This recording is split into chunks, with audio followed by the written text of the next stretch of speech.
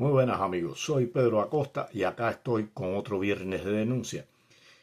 Hoy voy a hablarles de lo sucedido en la unidad militar de Melones en Holguín, la explosión de ese polvorín.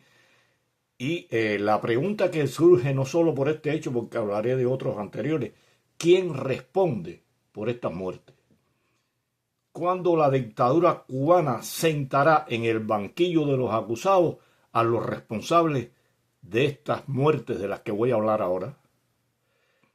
Vamos a irnos un poco atrás en los años y no voy a hablar de los primeros, de los hundimientos, de los ametrallamientos, de los fusilamientos que se hicieron en los primeros años de la revolución. Voy a hablar un poco de hechos más significativos que ocurrieron posterior a esa fecha de 1980. Y cuando digo más significativo, me refiero a esta etapa, de 1980 hasta la actualidad, en estos 40 y tantos años, porque también anteriormente sucedieron hechos muy significativos. Hubo derramamiento de sangre y no hubo responsable. Pero vamos a remitirnos ahora del 80 hacia acá. El 6 de julio de 1980, en la bahía de Matanza, ametrallaron el barco 20 aniversario, bajo las órdenes de Julián Rizo Álvarez, primer secretario del partido en esa provincia en aquel entonces. Han guardado muchos secretos a tal punto que personas que vivían en Matanza en esa fecha desconocían los hechos. A tal punto que muchos nos enteramos en los últimos años a raíz de surgir la internet en Cuba, de facilitarse la internet en Cuba. En ese hecho que han guardado secreto muy grande, se calculan por declaraciones de los sobrevivientes que hubo entre 50 y 70 personas asesinadas. Julián Rizo murió en el olvido, sin responder ante nadie. ¿Cómo olvidar el 13 de julio de 1994 el hundimiento del transbordador 13 de marzo? El máximo responsable ni siquiera fue detenido, ni fue a juicio. Está libre paseando en sus calles. Y en este hecho, que ni siquiera se investigó, murieron 41 personas, incluidos 10 niños. El responsable, sí, digo, está paseando con sus hijos. Tal vez ahora aparezca por acá, por Miami. No le quepa duda a nadie que eso es posible. Y bueno, hablé de estos hechos que tienen que ver con el mar, con el ametrallamiento, con el hundimiento de embarcaciones, porque fueron masacres ambos. Pero vamos un poco a hablar de otros hechos mucho más recientes y que nadie ha respondido por ello. Mucho sentimiento, muchas fotos, mucho tributo en el lugar de los hechos. En este caso estoy hablando de la explosión del Hotel Saratoga, que ocurrió en mayo del 2022. Se dijeron muchas cosas, pero nunca apareció el responsable. Ni siquiera el dueño de Gaesa, ya fallecido, López Callejas, habló del hecho, ni nunca apareció un culpable en una explosión en la que murieron 45 personas. Sin problema, ya no se ha hablado nunca más de lo que sucedió en el Hotel de Saratoga. Callado, silencio, no hay responsable.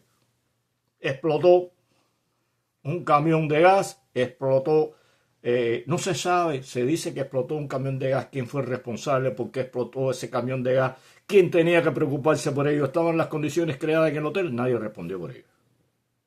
Nadie. Días después, esto del Hotel Saratoga fue, como dije, en mayo del 2022. Junio, julio, agosto, 12 de agosto, a los 4 meses, sucede el incendio de la base de supertanqueros de Matanza. Allí murieron 17 personas, 14 de ellos reclutas del servicio militar obligatorio que estaban cumpliendo su servicio en el Minin, en bomberos. No hubo responsables, señores, 17 muertos, 14 de ellos jóvenes del servicio militar. Por eso los padres no quieren que sus hijos vayan al servicio militar. Nadie respondió por esto. Héroes, mártires, no son mártires, héroes no son. El responsable de estas muertes anda por ahí y son muchos los responsables, empezando por el presidente de la República, el designado Miguel Díaz-Canel, que debió tomar medidas e impedir que estos jóvenes, estos hombres que allí murieron, se acercaran tanto, porque en definitiva nada resolvieron hasta que no llegaron los barcos, hasta que no llegaron los helicópteros, hasta que no recibieron ayuda de México y de Estados Unidos. No se sofocó ese incendio. No se ha hablado más nunca. Lo pusieron como héroes. Vuelvo, son mártires también. Y bueno, recientemente, el 7 de enero pasado, en Holguín, en el poblado de Melones, en la unidad militar que está cerca, allí en los túneles, en el Polvorín, murieron 13 personas. Dentro de ellos 9 reclutas del servicio militar obligatorio. Siguen las muertes del servicio militar obligatorio. 9 jóvenes, 9 prácticamente adolescentes mueren y vamos a ver qué pasó allí y qué se dice de lo que allí pasó. Héroes los vuelven a nombrar. Sabemos que Cuba, la dictadura cubana, empezando por Fidel, creaba héroes a su gusto. Recuerdo cuando el asesinato en Tarará, en la base náutica de Tarará, que a Pérez Quintosa lo convirtieron en héroe cuando realmente era un mártir. Y bueno, repito, los héroes lo crean a conveniencia, a gusto y conveniencia de la dictadura cubana. Está la explosión y veamos acá las declaraciones que hace a Cibercuba Julio César Guerrero Batista, padre de uno de los jóvenes que allí fallecieron y que publicó, como dije, el medio digital Cibercuba. Dice lo que dijo allí, lo que publicó Cibercuba: el padre de una de las víctimas de la explosión ocurrida el 7 de enero en la unidad militar de Melones, Holguín, Julio César Guerrero Batista, responsabilizó al régimen cubano de la tragedia que cobró la vida de 13 personas, incluidos 9 jóvenes del servicio militar. En un mensaje publicado en las redes sociales, Guerrero Batista denuncia que los soldados que lograron salir con vida de los túneles donde se almacenaba el armamento fueron enviados nuevamente al interior por órdenes de alguien, a pesar de conocer el grave peligro que ello implicaba. O sea, ya empiezan las denuncias, ya empieza a verse el responsable o los responsables de esta tragedia. Quien ha estado en un polvorín sabe que un incendio hay que correr. Yo he estado en polvorines y solamente estar ahí abajo, caminar ahí abajo, impresiona. Generalmente los polvorines tratan de hacerlo bajo lomas, promontorios altos. Y es muy feo estar allá adentro, la oscuridad, la penumbra, la humedad y un incendio. A correr todos. Y sin embargo aquí vienen que salieron y los obligaron a entrar. Entonces este padre dice que declara o escribió que yo no entiendo en su página, yo no entiendo por qué a esa hora de la mañana del 7 de enero ya estaban oficiales militares con preparación en el lugar. O sea que ya había oficiales que conocían sobre explosivos y demás, pero dieron la orden de que los soldados volvieran a entrar al túnel. Lo mandaron a una muerte segura. Sentencia este hombre.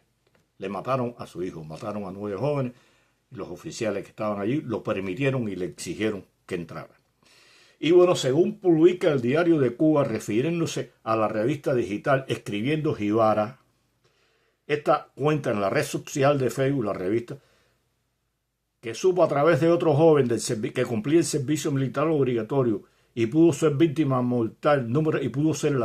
mortal número 14, y de un guardia. O sea, lo que supo, vamos a ver lo que supo. Según la versión de reclutas sobrevivientes que la revista divulgó y que Diario de Cuba no ha podido verificar de manera independiente, en la unidad se avisó que hubo un corte adentro de la obra y reclutaron a varios muchachos, incluyéndolo, para sacar unas cosas, quizás armamento. O sea, ahí está lo que declara uno de estos muchachos según este sitio, la revista digital Escribiendo Jibara.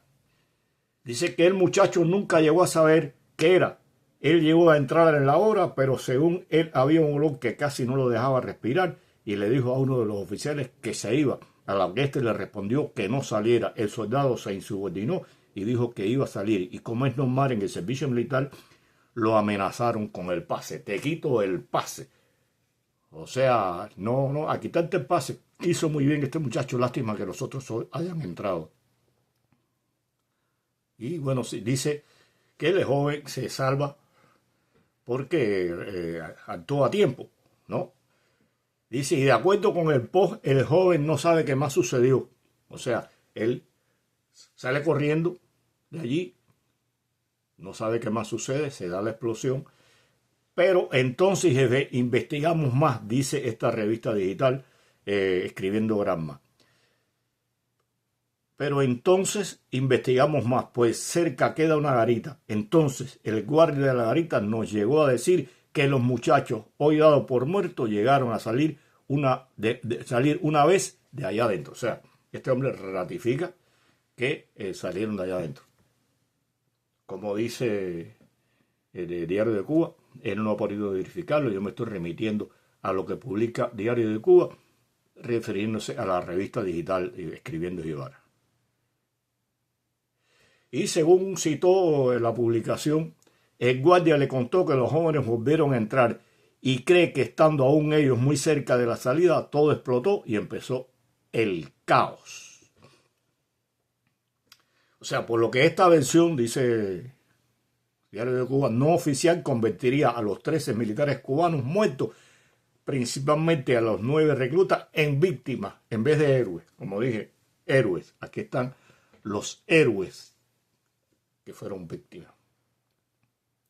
Vamos a ver acá. Dice que una semana después de las explosiones en el almacén militar de la comunidad de Melones, en el municipio Rafael Freire, y tras varios días de silencio en torno a los hechos, privilegiando la opacidad sobre el derecho a la información, el secretismo que siempre ha caracterizado al gobierno cubano, sobre todo cuando hay muertes, cuando hay errores grandes. Silencio. Entonces el Ministerio de la Fuerza Armada confirmó el fallecimiento de los 13 militares declarados inicialmente como desaparecidos. Lo declararon desaparecidos. Y bueno, increíble, a partir de la complejidad extrema que existe en el terreno, producto de las explosiones, los efectos de los gases acumulados y los severos daños ocasionados, así como el peligro real de derrumbe debido a la afectación estructural de la obra, no se ha podido llegar hasta el lugar donde se encuentran los 13 compañeros que enfrentaron heroicamente el siniestro con el objetivo de evitar la propagación. Enfrentaron heroicamente, cínicos, mentirosos, cobardes en no exigir responsabilidad y poner en un tribunal a estos que provocaron la muerte de esos muchachos. Son muchos los hechos. Son muchas las muertes. Y hay una canción de Carlos Varela que dice: ¿quién paga por las muertes de esos que han muerto en la travesía? Más o menos, no sé la letra exacta, pero habla de eso. Y yo hablo de estas muertes que tienen un responsable en todo lo que he hablado aquí. En los 5 hechos que he nombrado hay responsables. En el hundimiento, en el ametrallamiento del 20 aniversario es responsable. Hay un secretario del partido que mandó eso. En el hundimiento del transbordador hay uno que ejecutó el hecho, tal vez mandado o no, allí responsable. La explosión del Hotel Saratoga, también hay un responsable, pero no aparecen. Y en el incendio de la base supertanquero, la muerte de ese muchacho, tiene responsabilidad alguien sobre ella. Y bueno, en esto que acabamos de hablar sobre la triste muerte de 13 personas, incluidos 9 reclutas, hay uno o varios responsables. Cuando se llenarán de dignidad, de valor y darán respuesta y sentarán en el banquillo de los acusados a los responsables de estos hechos. Pero creo que ante todo hay que sentar en el banquillo de los acusados a Fidel, a Raúl, a Díaz-Canel y a todos los que han ocupado altos cargos en el buró político de Cuba por todo lo que en el país ha sucedido y precisamente por estas muertes por las que nadie responde.